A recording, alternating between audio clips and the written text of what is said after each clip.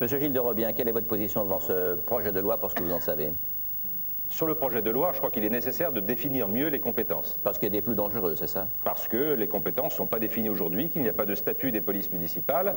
Et d'ailleurs, je crois que le projet de la proposition de loi de Dominique Bussereau définissait bien les compétences et je pense que le projet Chevènement s'en inspire à ce point de vue-là. Néanmoins, Monsieur il faut Bussereau, dans reconnaître... votre famille, Oui, Monsieur Chevènement n'en étant pas exactement, vous allez vous féliciter alors? Cette proposition de loi a déjà été discutée en discussion générale il y a 15 jours au Parlement.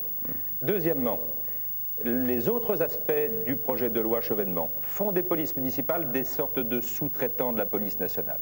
Ça veut dire que les maires sont court-circuités. Et je suis d'accord avec le maire de Nice pour dire que l'une des légitimités fortes dans notre pays et l'un des élus les plus respectés, sinon le plus respecté, c'est le maire, qui a une sanction, c'est la démocratie, et à qui on doit faire confiance parce qu'il est en prise directe avec une population tous les jours et qu'il a à rendre des comptes au quotidien. Ceci dit, il ne faut pas opposer, monsieur, les polices nationales et les polices municipales. Ça n'est pas bien. Je vous invite à Amiens.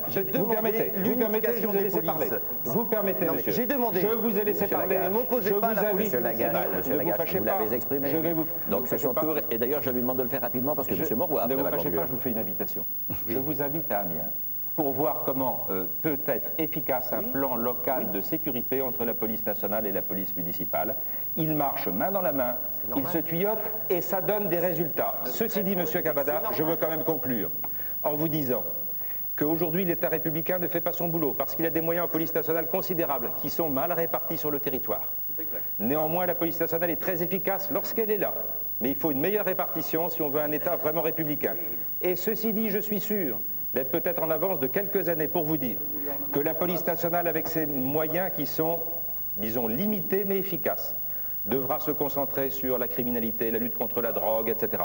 Et que de plus en plus on reviendra, avant le régime de Vichy qui a retiré ça aux polices municipales, on reviendra à une police municipale qui aura le souci de la proximité, la lutte contre la délinquance au quotidien.